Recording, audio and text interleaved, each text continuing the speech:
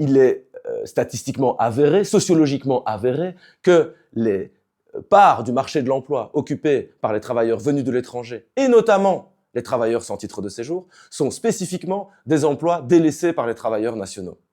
Donc, on est davantage dans l'occupation d'emplois. Très souvent, il s'agit des emplois relatifs à l'Horeca.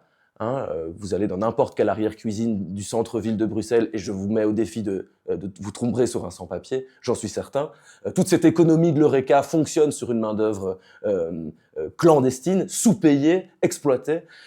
C'est la même chose pour l'ensemble des chantiers de construction à Bruxelles, y compris des chantiers publics. Le cas du métro Arlois, par exemple, est un cas emblématique puisque pendant des années, on a transformé cette station et à tel point que on a voulu rendre hommage aux travailleurs qui avaient été en fait exploités dans ce chantier pendant ces plusieurs années en organisant une exposition permanente des photos de plusieurs visages. Pas de chance, plusieurs des personnes présentes sur ces photos sont des porte-parole connus du mouvement des sans-papiers et attestent effectivement avoir été engagés illégalement par des agences qui déléguaient un travail de l'État.